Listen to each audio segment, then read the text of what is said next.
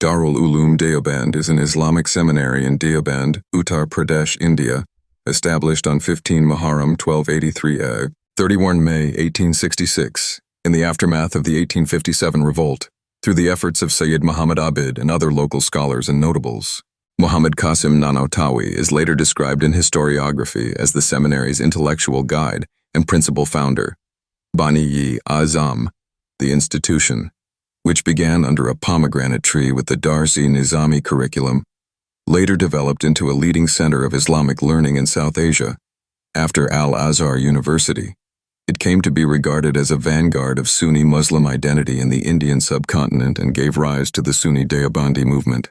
The seminary has been described not merely as a madrasa, but as a center of Islamic culture and a patrimony for the Islamic world. Darul Uloom Deoband was established on 15 Muharram 1283 AH, Thursday, 31st May 186, when local scholars and notables including Sayyid Muhammad Abid, Fazlur Rahman Usmani, Mahtab Ali Deobandi, Nihal Ahmad Deobandi, Zulfikar Ali Deobandi, and Rafiuddin Deobandi gathered funds to open an Arabic madrasa in the Chata Masjid, Deoband.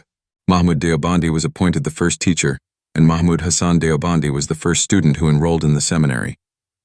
In 1292 AH, 1875 CE, the foundation of the present campus was laid, with Muhammad Qasim Nanautawi persuading Sayyid Abid Hussain to join in the ceremony and place the second brick.